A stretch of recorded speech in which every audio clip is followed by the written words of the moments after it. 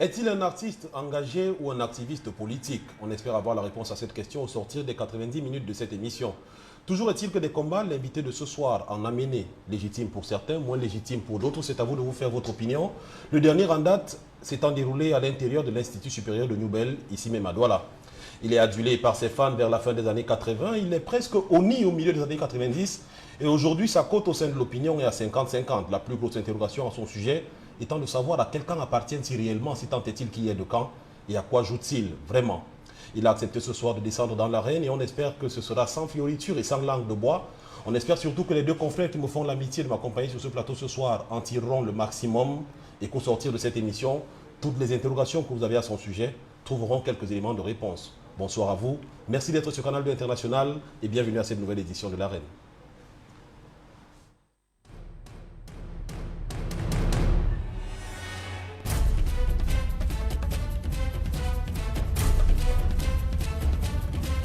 Unakam good, comme pour dire bienvenue à tous dans l'arène. Nous ne parlerons pas en pidgin, rassurez-vous, mais en français, comme c'est le cas chaque dimanche.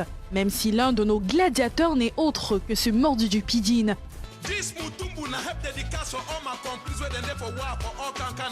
Il s'appelle Lambo Pierre Roger, alias Lapiro de Mbanga, dit Ndingaman. Chanteur populaire depuis la sortie de son disque Pas Argent No Love. L'artiste engagé et critique du régime actuel a été emprisonné à la suite de sa chanson Constitution constipée. Lapiro n'a jamais hésité à contredire le président Biya. Il avait même été l'un des premiers à réagir après le discours de 2007. Il pense que sa vie a été brouillée par des gens qui voulaient le priver manifestement de liberté de regard. Pour revenir à sa condamnation, Lapiro était accusé d'implication présumée dans les émeutes de février. Heureusement, 3 ans plus tard, il sort en héros de la prison centrale de Douala. Porte-parole des sans-voix, Lapiro de Mbanga écoutait plus pour ses textes lapidaires en pidgin avec des titres tels que No Make Erreur et bien d'autres.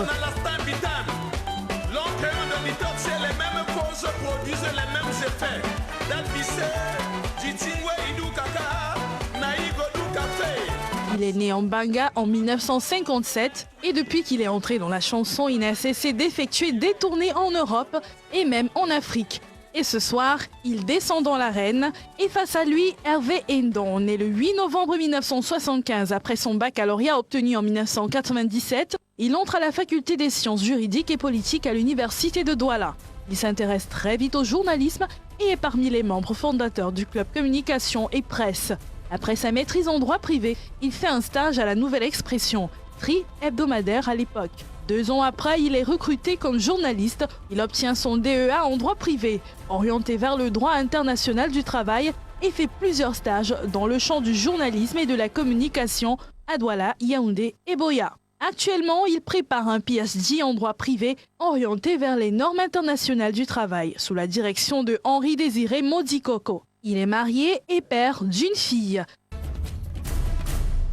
Tout à côté de lui, un fervent combattant de l'arène, Frédéric Bungu. Diplômé de l'ESTIC de la promotion 2000, il est rédacteur en chef de Le Messager. Entre autres messagers en 2003, il est transfuge de Freedom FM, la radio du Free Media Group, éditeur de Le Messager. Il gravit tous les échelons avant d'être nommé à son poste actuel et a été séduit par la liberté de ton et l'indépendance de ce journal, autant que par le charisme de son fondateur, le regretté Pius Ndiawe. Il aime la radio et la musique. Marié, il est père de 4 enfants. Voilà donc nos chers protagonistes présentés ce soir. Bonne soirée à tous sur Canal 2 International.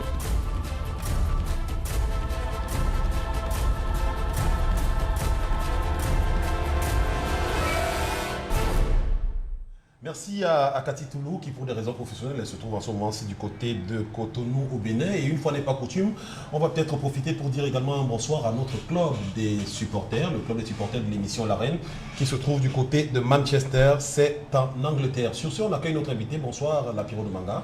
Merci, bonsoir, gentlemen. Complice info don blue for Ongata. One love. Alors, vous avez plusieurs titres. Lapiro, c'est effectivement la réduction de votre véritable nom, Lambo-Sanjo Pierre Roger. Vous étiez chef de bloc. Chef 3e degré, chef traditionnel de 3e degré du quartier 12. Donc, j'étais plutôt chef de bloc à la spéciale 18. D'accord.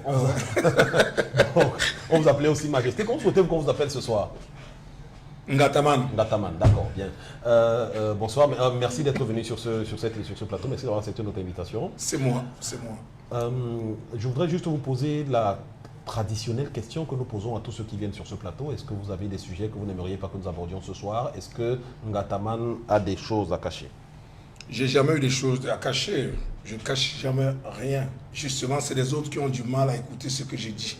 Et ça me désole un peu, parce que la vérité, comme j'ai dit dans l'une de mes chansons, est un plat qu'on ne retrouve jamais à la table des menteurs. Et les menteurs, il y en a énormément dans ce pays, qu'ils souffrent parce que j'ai dit je vais donner les coups et puis celui qui n'est pas content, qu'il commence par zapper. Ça va faire mal. Voilà, on espère que autant vous serez prêt à en donner, autant vous serez prêt à en recevoir, parce qu'il y a deux beaux gladiateurs face à vous ce soir. Hervé Ndong, bonsoir. Bonsoir Paul. Merci bonsoir. À vous également d'être venu sur ce plateau. Je vous remercie aussi. Bonsoir à Ngataman, c'est ça? Yeah, ouais, c'est moi. D'accord, parce que j'étais habitué à Ntingama. C'est pareil, les deux vont de pair. D'accord. Je vois également que vous êtes bien documenté. Bien sûr. C'est que la bataille va être rude. Ah, tout à fait. Parce que moi, je préfère qu'on casse tout, quoi. Qu'on casse tout. Parce que la Piro a promis de donner les coups. Ah, ouais. Et pour donner les coups, il faut qu'il y ait quand même un adversaire aussi. Tout à fait. Voilà. Vous êtes journaliste à la Nouvelle Expression, on l'a dit, vous êtes également juriste du travail. Voilà, tout à fait.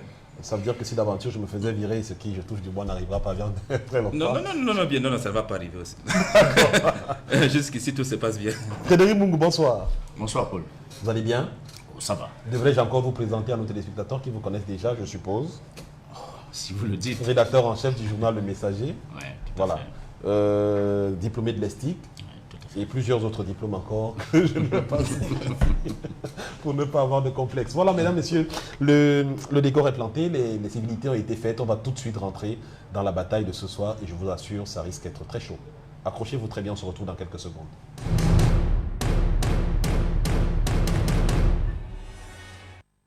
L'apéro de manga, comme je le dis toujours aux invités qui viennent sur ce plateau, j'ai le plaisir de poser la première question. Et pendant qu'on préparait cette émission, on a découvert un certain nombre de choses sur vous. Certaines qui sont vraies ou qui ne sont pas vraies, c'est vous qui nous le direz. On a par exemple découvert que vous aviez à une époque une suite à l'année à l'hôtel Montfébé à Yaoundé et que vous perceviez de l'argent du bureau des caisses d'avance des caisses d'avance de la DGSN, argent qui vous était débloqué par le DGSN de l'époque, de regretter mémoire, le commissaire divisionnaire Fauchivé. Ça, c'est une très bonne nouvelle. Maintenant, j'espère que celui qui vous donne cette information lors de vos investigations n'a pas oublié de donner un reçu où j'avais signé ou fait une décharge. Ça il a oublié. Maintenant, la question que je vous pose, première question, est-ce que vous avez une suite à l'année à l'hôtel Sofitel Montfébé? Je ne sais pas si j'avais une suite déjà à l'hôtel Montfébé. J'avais une chambre à l'hôtel Montfébé. À l'année?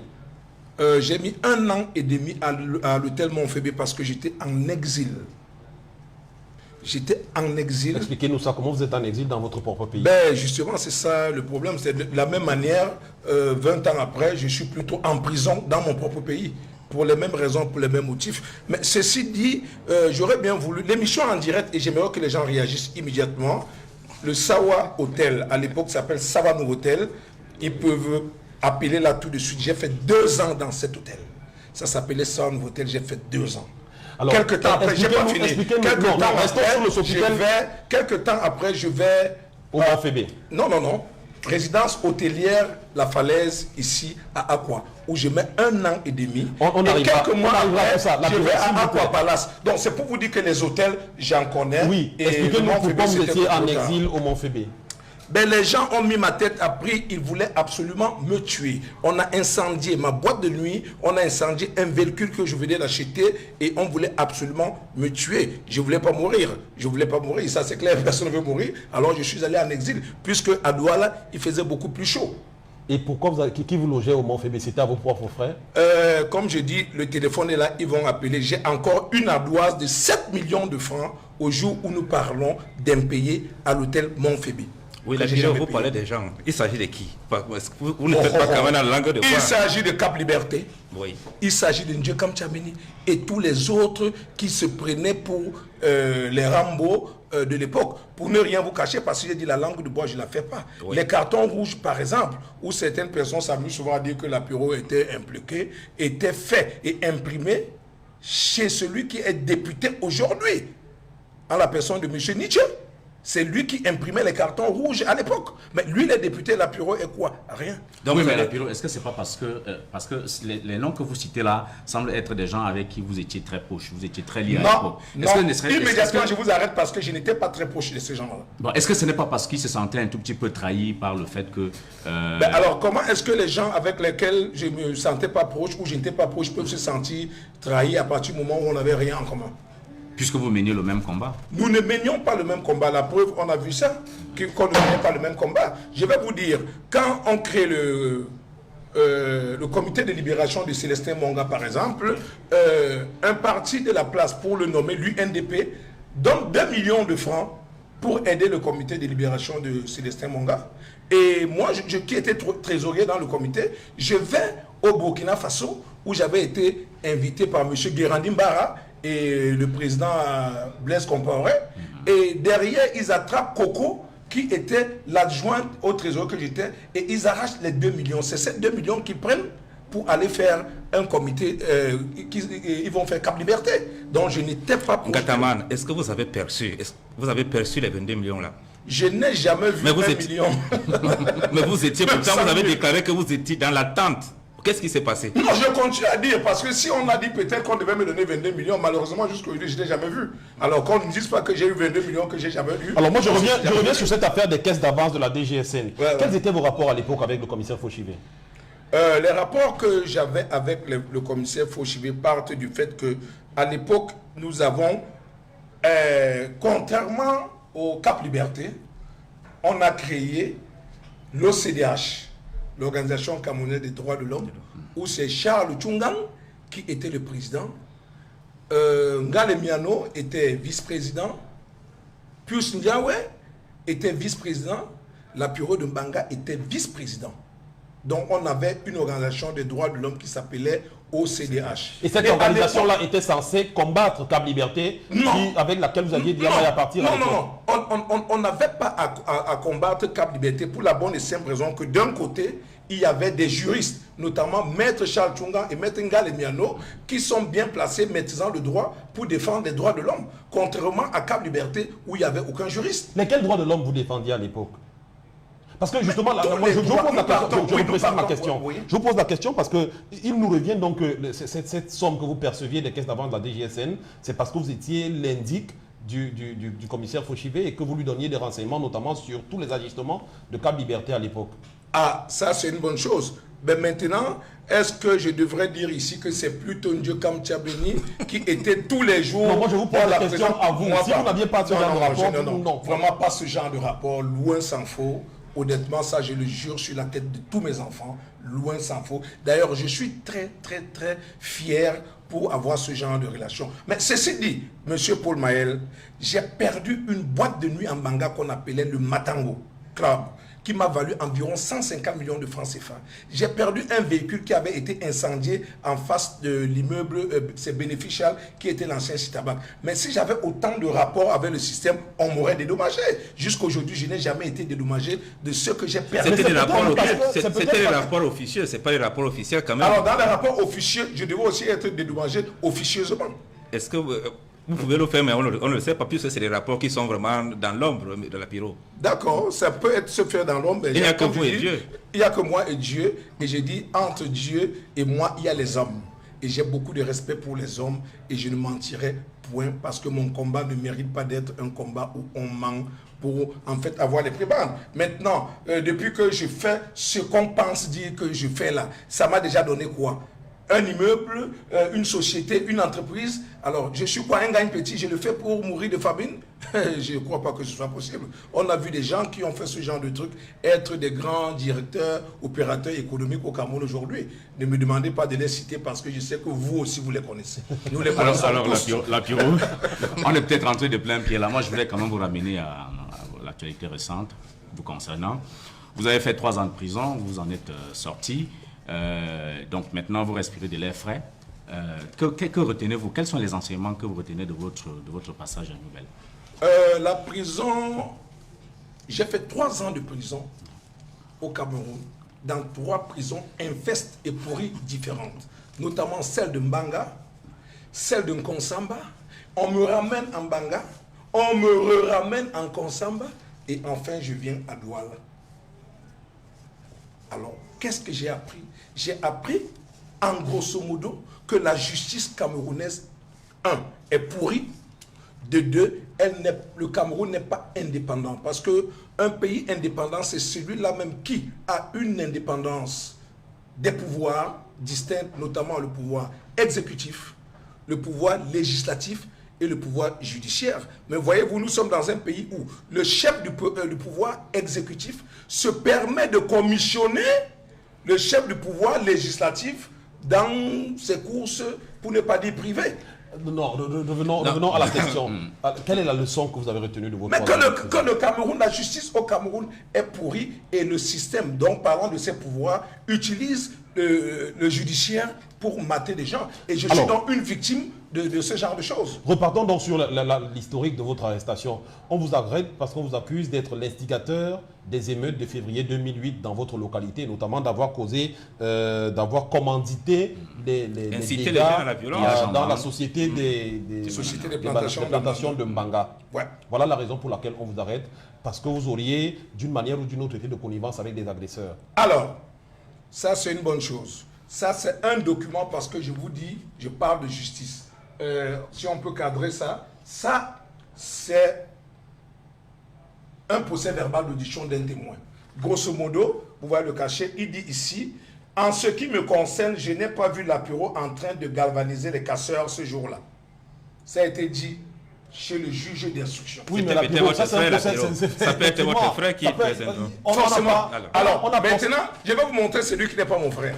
Ça, c'est une très bonne chose. Ici, c'est M. Laurent Trégalo qui est un expatrié, un Français qui est directeur administratif et financier de la société des plantations de Mbanga, qui dit que la Piro n'a rien fait. Voici le document. Alors, ça moi aussi, je dis, on ne peut pas avoir les procès-verbaux de toutes les auditions qui ont été faites dans le cadre de votre affaire. Toujours est-il que vous avez celle qui vous innocente, mais forcément, je suis sûr que si on va fouiller dans les tréfonds de cette affaire, on va trouver forcément certaines qui vous inculpent.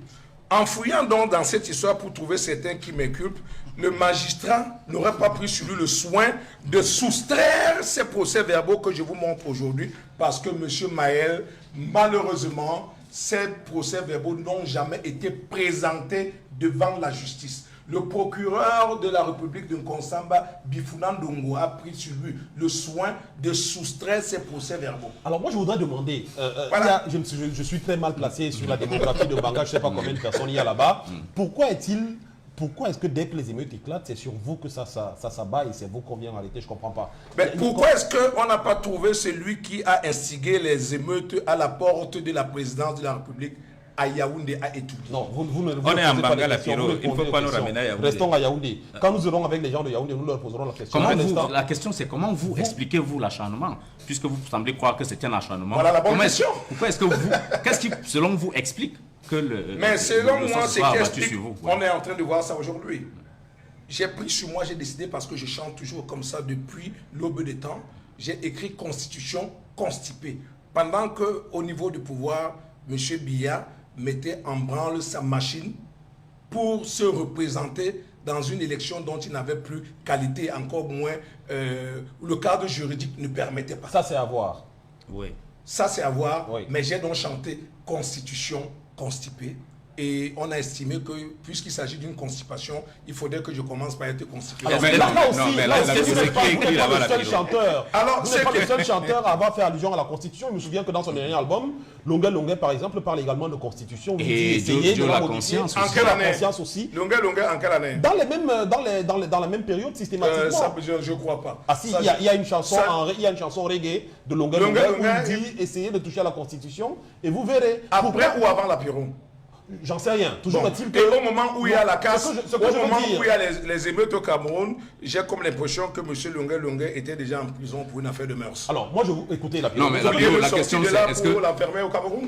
Monsieur Lapiro, la question c'est, est-ce que ce n'est pas un peu prétentieux de penser que c'est parce C'est que juste- vous avez sorti parce que vous avez une sorti chanson, une chanson une simple pour chanson? J'aime être prétentieux parce que je suis une grande personnalité.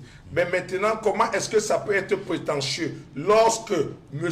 Ebumbu Robert, que voici, directeur administratif de la Société des plantations de Mbanga, au tribunal de grande instance, il dit que Lambo était en train de calmer les enfants, mais était débordé par leurs agissements au moment de la casse. Ça peut, Voilà, ça peut aussi être l'effet boomerang. Hein. Ça peut être que ça veut dire que vous allez vous lâcher avez- les enfants et Bon, après vous avez maintenant, perdu le contrôle. Après, vous avez perdu le contrôle. Maintenant, là, je Piro. savais que vous allez venir là. C'est pour ça qu'il va vous donner des coups et des vrais coups.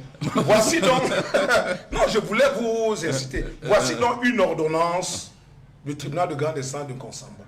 Où, sous fait que je lise rapidement, attendu que dans ses déclarations, M. Moulé-Mapierre, représentant de la Société des plantations de Mbanga, a soutenu que du 25 au 29 février, une tapée d'individus a fait éruption dans les installations et plantations de Mbanga, ont incendié et détruit environ 9 véhicules, qu'il chiffre à environ 1 milliard de francs le préjudice causé à la société par cette bande qui avait à sa tête le nommé Konzaché, bras droit du maire King et Paul Eric, commanditaire de cette opération. Ça maintenant, c'est encore la justice. D'où vient-il donc que la Piro soit en prison? Mais Ça aussi, la Piro ne peut pas être partout à la fois. La Piro, on revient aux deux premières pouvez pas questions être qui ont partout à la été fois. posées sur cette affaire. Ouais. Moi, je dis, je ne mets aucunement en doute ni ce que vous dites, ni les documents que vous nous présentez. Je pense que les téléspectateurs ont la possibilité de faire eux leur opinion. Bien sûr. Ce que je dis, c'est que ça, c'est un témoignage. Oui. Et il peut en avoir des milliers. des milliers qui contrediront celui-ci. Moi, je reviens sur la question que Frédéric vous a posée tout à l'heure. Si tant est-il qu'il y ait acharnement contre vous, ce que moi je crois, pourquoi cet acharnement-là? Écoutez, Parce Il que a- il avait je répondu voudrais juste revenir. non, il vous a avez juste changé dit de de partir. vous avez... Mais rassurez-vous, vous avant avez- la constitution constipée, j'ai S'il vous chanté plaît, autre chose. s'il vous plaît. Vous avez constitution constipée, on a des journaux ici qui dessinent le président de la Tout le République en jour. caleçon. Il y a Balsero qui insulte Il y a le Balsero, il y a plein d'autres artistes qui critiquent sévèrement le régime. Peut-être pas autant que vous, mais qui le critiquent aussi. Pourquoi cet acharnement spécialement sur vous? Merci d'avoir dit aussi, parce que maintenant, le degré où ils le font, je ne sais pas où est-ce qu'il est situé, mais rassurez-vous, et j'aimerais pour votre gouverne, et avec le respect de vos âges, que ceci commence, le combat de la Piro commence très très longtemps, aux environs des années 1978, où j'ai fait des chansons qui sûrement n'étaient peut-être pas déjà des grands succès, mais je commence par dénoncer les tares du système. Et l'envol, c'est en 1985. Et jusqu'à donc, vous comprenez bien qu'avant l'avènement de la démocratie, la Piro de Mbanga, il existait déjà.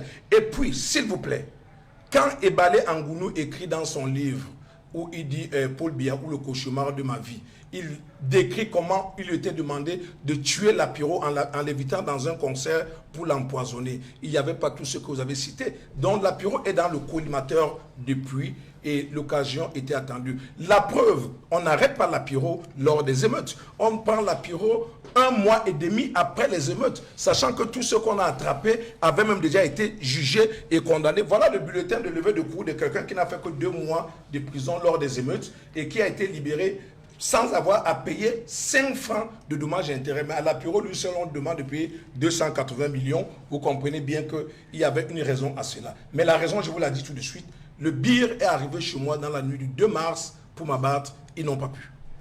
Le 24 mars, le commissaire de police de Mbanga vient avec un policier qu'on a drogué pour tirer sur moi. Il n'a pas pu. Le Ce problème est pendant au tribunal. Moi, je de suis Mbanga. quand même surpris que le BIR, qui est Comment? un corps d'élite, qui combat les coupeurs de route, n'arrive pas. Comment ça? Vous avez n'arrive disparu pas à ou bien vous boucler avez- ces Les faits d'armes, missions, hein. je crois que les faits d'armes de la Piro ne sont pas moins La que ceux Piro, du moi, Bira. Oui, mais de là, La Piro, moi je veux comprendre. Vous avez disparu ou bien comment ils n'ont pas pu tirer sur vous? Vous voulez savoir si j'ai disparu? Vous savez, quand Dieu est avec un individu, rien ne peut l'arriver. Et je vous jure que Dieu est avec moi. Alors, la Maintenant, on Piro- peut tout dire, on peut en rire, mais Dieu est avec moi. D'accord. Rassurez-vous. Maintenant, moi, je voudrais que vous nous donniez, si c'est possible, votre version des faits de ce qui s'est réellement passé en Mbanga pendant les émeutes de février. Quel a été votre degré d'implication? Quel a été le rôle que vous avez joué dans cette affaire? Super. Voici mon relevé. J'ai dit que les coups, je vais vous en donner ici, là, ne vous dérangez pas. Voici un relevé téléphonique, hein, un listing téléphonique. Vous voyez bien là, à partir du 25 février 2008 à 15h41 jusqu'au 26 février, tous ces numéros qui sont crochés. C'est les responsables de la SPM.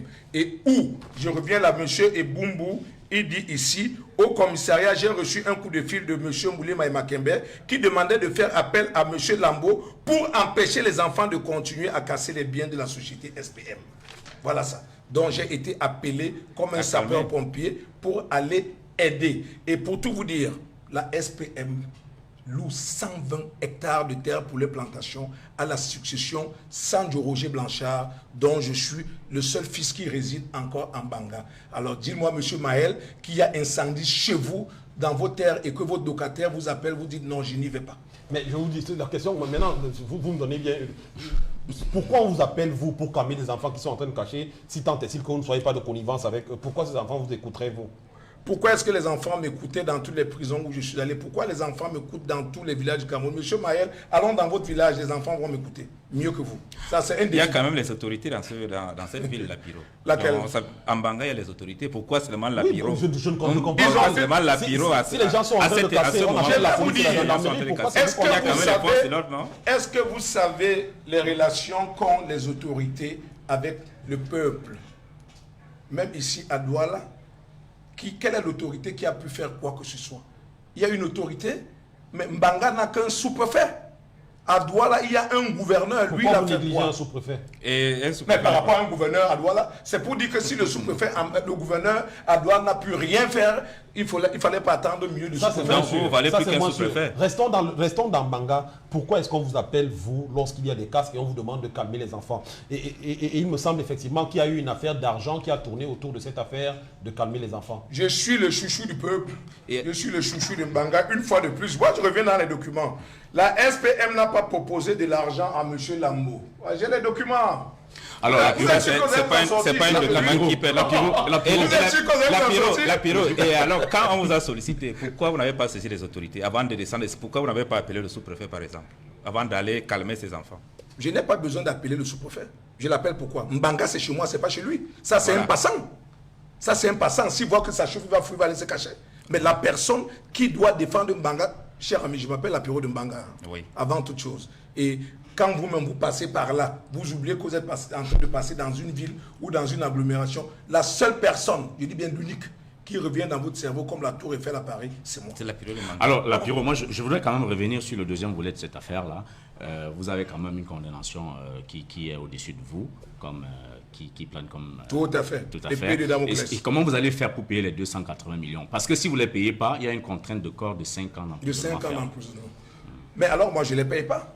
Je ne les paye pas pour la bonne et simple raison que même si je les avais, pour 5 ans, encore que je ne suis pas sûr que je vais vivre 5 ans, je préfère laisser ça comme héritage On vous à souhaite mes de enfants. vivre centenaire. Ouais, merci beaucoup. C'est pas gai non plus quand avec la prostate on commence par embêter les autres. Hein. Donc je préfère laisser cet argent à ma famille, mon épouse, mes enfants et aller tranquillement rester en prison. Mais ceci dit, Non, c'est la un question défi. c'est, oui, je voulais Oui, dire, est-ce que c'est ça un ne vous défi. préoccupe pas? Ça ne me préoccupe pas. Je défie plutôt la Cour suprême.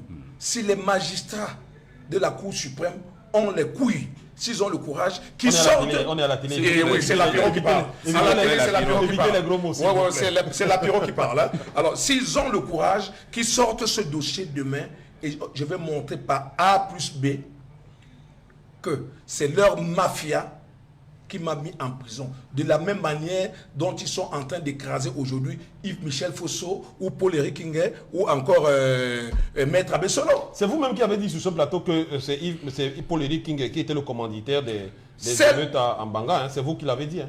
Je suis désolé. C'est vous qui avez apporté des documents qui l'attestent. Paul Maher. Là, vous dites qu'on est en train de l'écraser, mais c'est vous qui avez apporté les documents ici. On n'est pas arrivé à ce qui est le niveau. commanditaire. J'apporte les documents On va y pour arriver, un magistrat écrit cela. Pourtant, il n'était pas en Mbanga. Moi qui étais donc en Mbanga, est-ce qu'il ressort de ce document que Lapiro a vu Paul-Éric King? Non, la question que je vous pose, Non. si vous nous dites que on est en train d'écraser Paul-Éric King pour rien, Je l'ai dit. alors que vous nous avez apporté un document ici Où les magistrats ont encore fait le faux. Donc ce document n'est vrai que parce qu'il vous innocente et il est faux Ça parce veut qu'il dire que la incrimine justice, quelqu'un d'autre qui est votre ami. parce que la justice ne travaille pas. Si la justice faisait son boulot, elle ne sortirait pas une connerie comme ça. Là. Ça, c'est la Lapiro, justice. moi, je camerounaise. voudrais quand même m'inquiéter parce que vous êtes devant la justice, vous avez esté devant la justice. J'ai même cru comprendre que vous avez traduit l'État du Cameroun devant la justice. À la Cour pénale internationale. Est-ce que cette façon de parler de la justice de votre pays, celle qui est censée effectivement examiner votre cas, vous pensez que ça va vous aider? Elle m'a déjà pas aidé, donc ça ne sert à rien. C'est une justice de merde. Je le dis, cher haute intelligence. Évitez les gros mots, Lapiro. Ah, je suis désolé, cher ami. Lapiro. Quand vous Évitez êtes retrouvé en prison pour des conneries, vous n'avez plus de respect pour cette justice qui devrait être celle qui sauvegarde les pauvres. Vous comprenez? La preuve. Lapiro.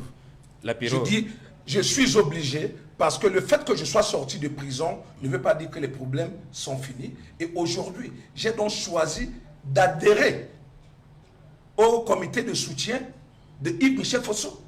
Parce que je dis, il y a une similitude grave entre son cas et le mien. Pourquoi vous choisissez Yves-Michel Fosso et pas le prisonnier lambda qui dort dans la allons cour? Guinée, qui est votre Pourquoi vous choisissez qui est votre spécifiquement voisin? le cas? Pour la bonne et simple raison Non, que nous ne parlerons pas du cas, M. Fosso, vous savez bien. Non, que non, vous connaissez très bien la justice Oui, et il est je connais la interdit que justice. nous parlions Mais pour d'une le cas, affaire j'ai qui des est preuves. encore pendante. Non, je ne parle pas Non, je vous ai juste posé- d'une affaire pendante. S'il vous Je plaît. parle des preuves qui me donnent la conviction que Michel Fosso est en prison. Bon, pour alors, rien. les preuves, J'ai ces preuves. vous les gardez parce que vous savez qu'on ne peut pas parler d'une affaire qui est encore J'ai les preuves. en instance. Mais vous Non, aurez je suis pas en train de choisi juger. de Mais le code de procédure pénale, vous ne pouvez pas aussi sur ce plateau permettre que le code de procédure pénale soit piétiné et vous ne dites rien parce que vous avez peur. Attendez, si vous avez peur, moi, Si on avait peur, vous êtes des poules mouillées. Sinon, prenez votre courage si on en main, avait cher peur, monsieur. on ne vous aurait pas invité. Bon, alors, laissez-moi Si on donc avait vous peur, dire vous que j'ai un document ici qui montre que M. Akere Mouna a perçu pour le compte du Cameroun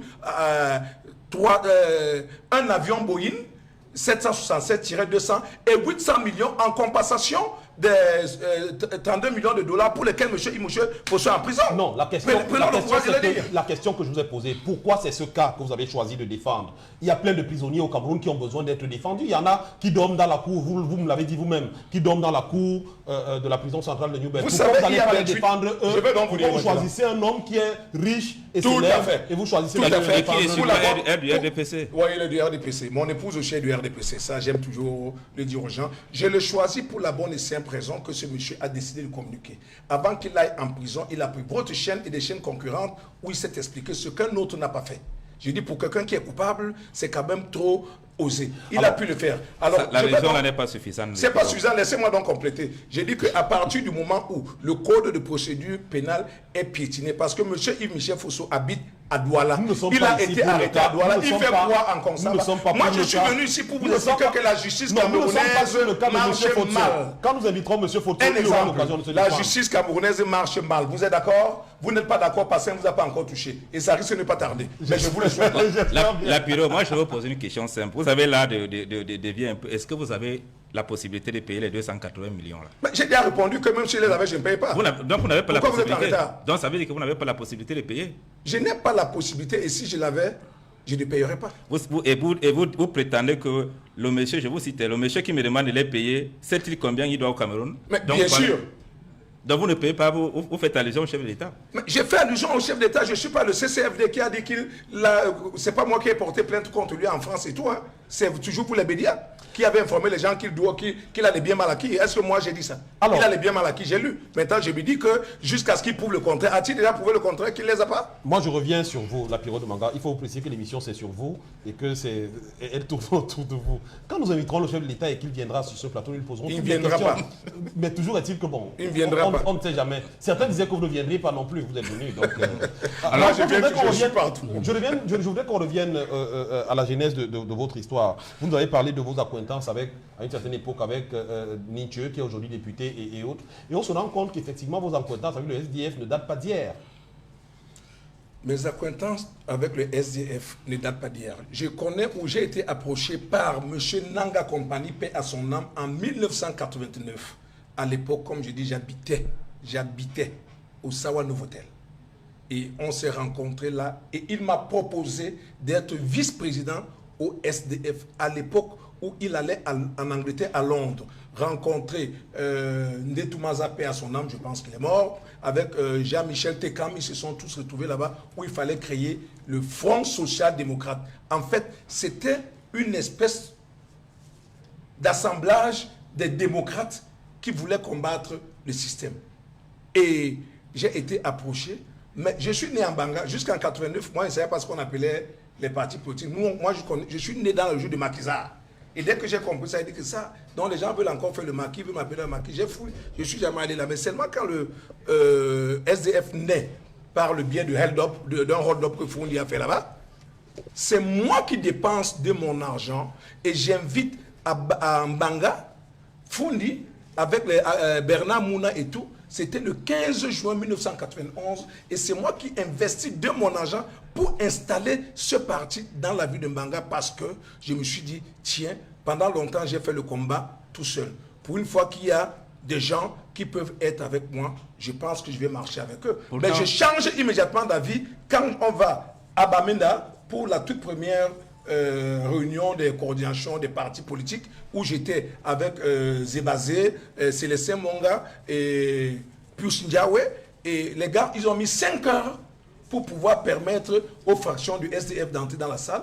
Et après, ils ont mis 2 heures pour trouver un président. J'ai dit à Ndiawe que vraiment, et Monga, si c'est ces gens qu'on va suivre, ça ne vaut pas la peine parce qu'ils prennent 7 heures pour trouver un président là, de séance. en quelle année? En 1991. On est en 91. 91. Et vous claquez la porte, vous partez. Je sors, on est rentré. De toute façon, on n'était pas militants, on était comme nous étions pas comme nous étions des invités. Et ça, est-ce que vous devenez militant du SDF? Je n'ai jamais été militant du SDF. Il faut que ceci soit clair. Vous dites comme vous avez je suis choisi par les populations de Mbanga, y compris les militants du RDPC, pour la bonne et simple raison que quand le RDPC fait les primaires à la base et envoie les noms des gens qu'ils ont choisi à Yaoundé au comité central, ces listes reviennent avec les noms d'autres personnes. Et comment donc démissionner pour un parti pour lequel vous n'avez jamais été militant? L'opinion, c'est vrai que quand je suis donc coopté par la population pour, n'est-ce pas, être maire, pour le dire comme ça en 2 mots, pour être maire, tout le monde, le commun du mortel, sait que Lapiro c'était un militant du SDF. Mais immédiatement après, j'ai dit, la manière la plus facile d'expliquer les choses aux gens, c'est que je ne suis plus là. Parce que ce serait trop long de dire que non, vous voyez, je n'étais pas là, c'est parce qu'on m'a coopté. Mais le simple fait de dire que les populations m'ont acheté une carte de parti, c'était suffisant pour comprendre que c'est cette population qui m'a fait la cour et c'est pas le contraire. Donc après là, vous devenez quand même militant, non? Vous devenez militant? Vous devenez militant quand même du SDF. À votre sortie de prison, vous avez je n'ai jamais été au chairman. C'est tout à fait normal. Vous n'avez jamais été militant du SDF? Je n'ai jamais été militant parce que pour militer, déjà, il faut acheter, il faut adhérer, il faut acheter sa carte de parti, il faut faire des réunions, ce que j'ai jamais fait. Et moi, je vous pose comment donc pouvez-vous démissionner d'un parti pour lequel vous n'avez jamais été militant? Parce que j'ai signé des documents par rapport aux élections. Pour être candidat, il fallait bien signer certains documents qui portaient ma signature. Et la meilleure manière d'annuler ces signatures, c'était effectivement de dire que j'ai démissionné. Donc, ce n'était pas une démission, Lapiro. Bon, ok, Lapiro, moi je reviens. Alors, c'était une adhésion, d'accord, j'ai compris. Moi, merci de continuer à regarder dans un parti où je ne suis pas militant, c'est bien. Lapiro, je voudrais revenir à votre engagement politique. Ouais. Je voudrais qu'on parle des artistes et l'engagement politique. Parce que d'un côté, vous semblez être contre l'appel à candidature des artistes en direction de BIA, alors que vous-même, par ailleurs, en tant qu'artiste, vous exprimez des convictions politiques. Est-ce que tout ça n'est pas un peu paradoxal? Ben, écoutez, j'ai une autre lecture de la politique parce qu'on veut contribuer pour que son pays évolue, pour moi, ça va. Mais la politique partisane, c'est-à-dire où on est dans des partis, pour moi, elle me pose un problème pour la bonne et simple raison que c'est là où elle a mené le Cameroun aujourd'hui. Parce que quand on parle de démocratie, voilà la démocratie camerounaise, le multipartisme. Mais est-ce que c'est ça la démocratie? C'est pas ça la démocratie. Mais comment la démocratie peut fonctionner sans parti politique, puisque vous êtes contre l'engagement partisan? Alors, pour que la démocratie fonctionne, pas sans parti politique, mais qu'elle fonctionne, il faut qu'elle ait aussi des opinions indépendantes, individuelles. Et aujourd'hui, les partis se sont mis d'accord pour fermer, pour refuser la démocratie politique, aux personnalités individuelles.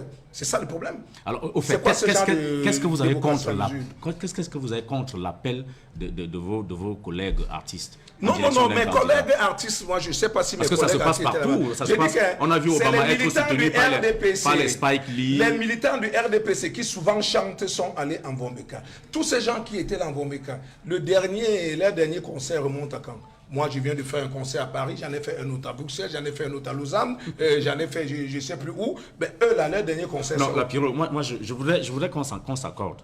Hein? Ouais. Je dis, c'est vrai que les musiciens chantent, les griots chantent, c'est bon. Les artistes leaders d'opinion peuvent marquer leur sympathie pour un candidat. On l'a vu même dans les grands pays dits démocratiques. Qu'est-ce qui, au fait, vous gêne dans la démarche qui a été engagée ici? Je continue à dire que ces gens qui sont partis en Vombeka, c'est tout à fait légitime parce que c'est les militants du RDPC qui sont partis supporter leurs champions, ce n'est pas des musiciens. Parce que si c'était des musiciens, voyant la situation du droit d'auteur au Cameroun aujourd'hui, voyant le fait qu'il n'y ait pas de spectacle, voyant le fait que le ministère de la Culture n'a pour nom qu'un ministère et ne fait rien et que la direction des arts et de la culture n'existe pas, voyant le fait que ce ministère ne peut pas vendre, faire promouvoir la culture camerounaise à l'étranger, je dis, si un artiste peut se permettre de voter pour un régime comme celui-là, alors c'est plutôt un militant du parti et non... Très rapidement. Avec ta permission, je voudrais embrayer justement parce qu'il entre. Moi, je vais poser une question à la Piro. La SOCAM, la CMC, selon la Piro, est-ce que la réconciliation est possible? Mais voilà, ça j'aime bien ça. Est-ce qu'il s'agit de réconciliation? C'est pour ça que je vous dis que le jour où ce pays va avoir une justice, les choses vont marcher. Voilà un pays où la Cour dite suprême fait des arrêtés pour annuler les décisions d'un ministre qui n'est qu'un maillon de l'exécutif. On refuse d'appliquer les arrêts de la Cour suprême. Non, moi je ne suis pas pour, et je le dis tous les jours à Sambinde, que le jour où tu acceptes ça, je vais te latter. On retiendra simplement dans la première partie de cette émission que pour vous, Coty François, Katino, Roméo Dika, bref, tous ceux qui étaient à Momaka ne sont pas des artistes. Non, c'est les militants du RDPC qui chantent souvent. D'accord. Bien, le moment est venu de marquer le premier arrêt pour qu'on se calme un petit peu parce que ça commençait véritablement à chauffer sur ce plateau. On va donc marquer le premier arrêt de cette émission et vous le savez sans doute mieux que moi. Le premier arrêt, c'est les préférences et on aura le plaisir d'accueillir ce soir Armenga. On se retrouve juste dans quelques secondes.